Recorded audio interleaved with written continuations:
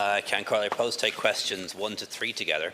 The Department of the Taoiseach Statement of Strategy 2017 to 2020 reflects the priorities for 2019 and the period ahead. The main role of the Department is to assist the Taoiseach and the Government in developing a sustainable economy and successful society, to pursue Ireland's interests abroad, to implement the Government's programme and to build a better future for all citizens. The strategy statement is aligned to the Government's main priorities and policies and sets out the following 6 strategic priorities. Number 1, providing excellent support services for the Taoiseach and Government. Number 2, ensuring Ireland has a sustainable economy. 3, helping to ensure that government policies and services support a socially inclusive and fair society. Ensuring that Ireland maintains strong relationships in Europe and the world. Ensuring the best possible outcomes for Ireland in relation to Brexit across all 4 priorities identified by Government. And planning for the future in the context of all of the many uncertainties arising in the international environment. Priorities for the immediate period ahead, which my department will assist in progressing together with other relevant departments, include Brexit negotiation and no-deal preparedness, ongoing reforms of the justice sector, particularly policing reform, issues relating to health policy, in particular the implementation of Sláintecare, continuing to build economic resilience, including future jobs, tackling climate change, housing and homelessness, pension reform, Northern Ireland, and also doubling Ireland's global footprint. Through these reforms and improvements, we will protect our growing economy and ensure that Ireland is a more equal society which creates opportunities for all people in all regions to participate and share in this prosperity. Rightly acknowledge, Taoiseach, that one of the most important issues under the purview of your department right now strategically is Brexit preparedness. I think your analysis in the beginning was right, to front-load the issue of the unique situation on the border in Ireland and to have that agreed in advance of any future trade talks. One of the proposals now apparently gaining traction in the United Kingdom, in Parliament there, is a notion that they would extend Article 50 and go directly into trade talks, which would fundamentally alter the strategic approach of the European Union to have the Irish border question settled in advance of any detailed discussions on long-term trade arrangements between the European Union and the United Kingdom. Can I ask you, Taoiseach, just to give us your take and understanding of what the view of the 27 are in relation to this matter? What are the circumstances in which, in your view, there would be an agreement to extend the implementation date for Article 50 of the Lisbon Treaty? And are you of a similar mind to myself, that there should be no circumstances when the issue of the arrangements on the island of Ireland and the only external border of the European Union should be wound into the long-term trade talks with the United Kingdom? McDonald. On the issue of Brexit, Taoiseach, can I invite you to confirm again for the Dáil that the negotiation remains between the British Government and the EU bloc, and that there will be no bilateral negotiation between Ireland and Britain on the matter of the backstop or any alternatives? Taoiseach, I raised with you last week the urgent need to publish an affordable housing scheme, which is something that local councils are screaming for, and the absence of which is delaying affordable homes from being delivered. Following our brief exchange on the matter here, the Oireachtas Housing Committee heard from the ESRI, the Housing Agency and Ó Cualann Co-Housing Alliance on the issue. The Housing Agency's CEO, John O'Connor, said government policy should strike a balance between the delivery of affordable homes for sale and for rent, and that the focus on home ownership must be tempered by the rollout of affordable cost rental housing.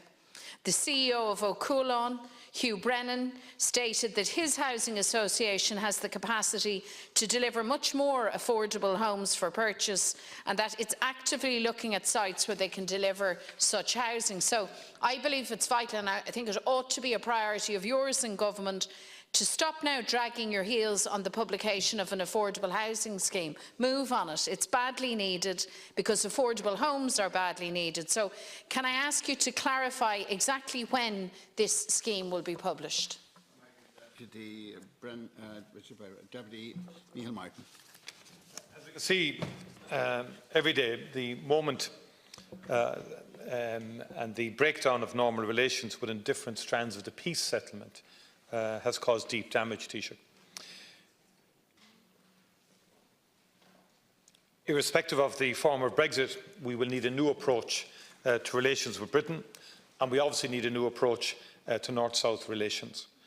Given the problems which existed even before 2016, June 2016, do you agree, Taoiseach, that we have to take a serious look at how government operates in North-South and East-West relations?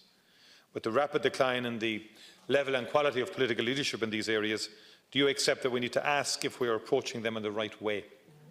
This must surely have implications for how the Taoiseach's department and the Taoiseach himself operates.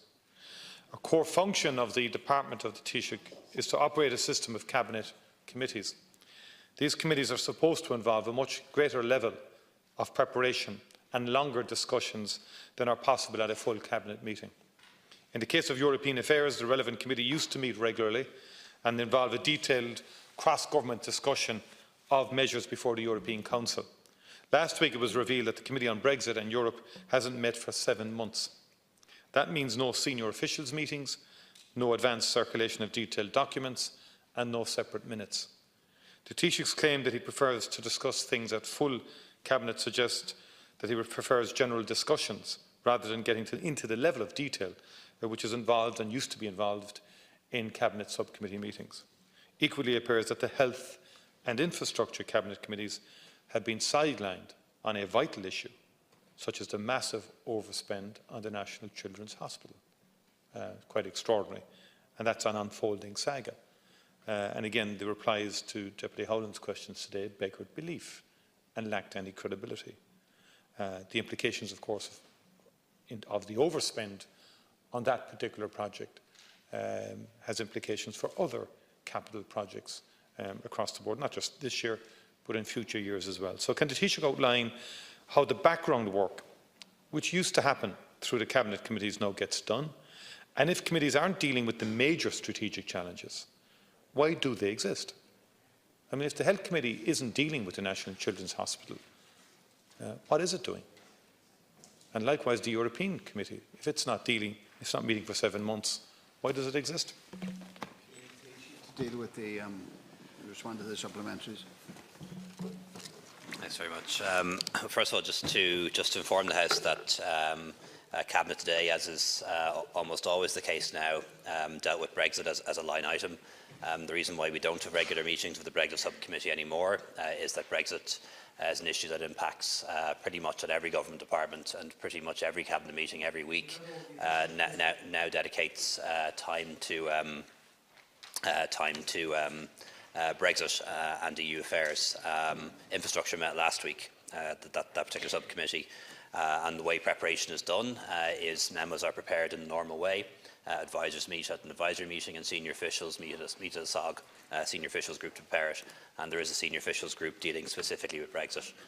But the matters, when they come to politicians, are dealt with by the whole of Cabinet pretty much every week at this stage, and Minister McEntee attends on occasions when relevant.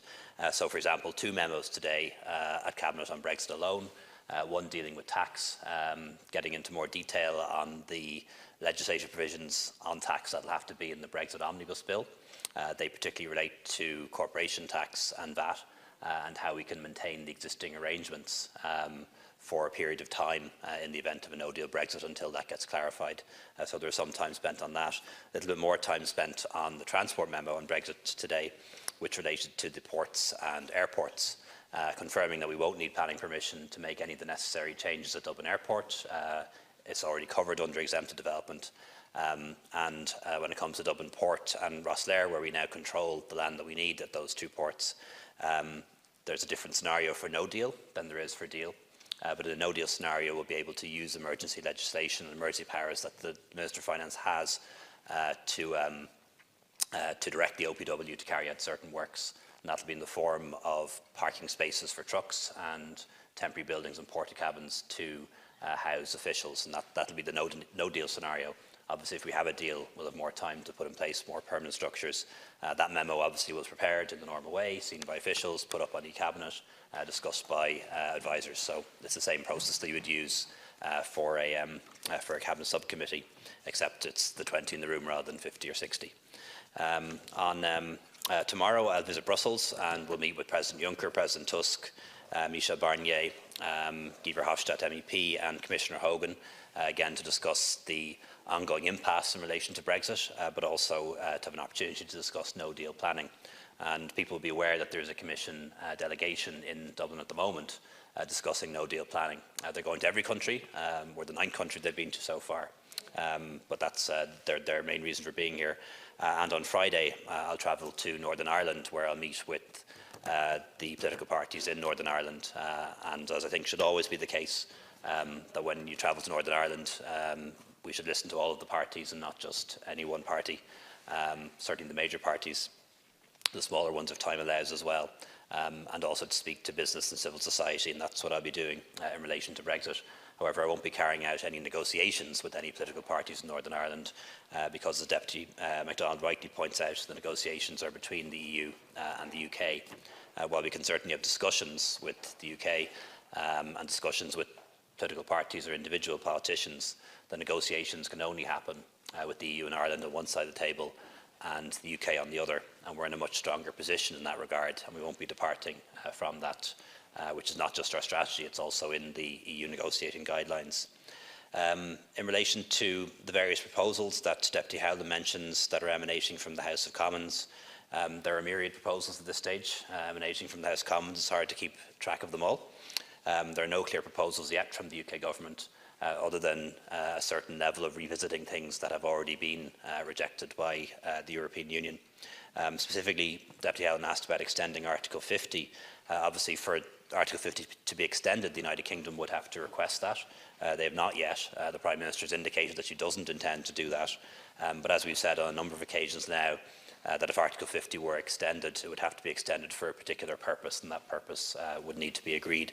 But we shouldn't ever forget that the threat of no deal on the 29th of March is not a threat that Ireland is making. It's not a threat that the European Union is making. The deadline of March 29th was set by Britain in Britain, and it is open to them at any time to take away that no deal possibility, either by revoking Article 50, which they can do, or by seeking an extension to Article 50, which they can also do. Just in terms of affordable housing, just very briefly, Deputy English informs me that local authorities have already submitted 7 rate schemes for the construction of affordable housing. Councils can now proceed with those schemes and build, so those houses are built and ready, so that people can purchase them under the new scheme. Cost rental is underway in Emmett Road, and that's the pilot project, if you like, for cost rental in this particular city. There's another project as well, I can't remember exactly where, I think it's South Dublin somewhere, or to near it down. The scheme is going to be one of shared equity, similar to what was there before, but it'll be published in a few weeks' time, but there's already wide-scale awareness of how it will work. It'll work on a shared equity basis, with the council retaining equity in the home, which people can then redeem at a later point. But obviously the affordable homes have to be built before they can be purchased, and there's no delay in allowing local authorities to proceed to build those houses.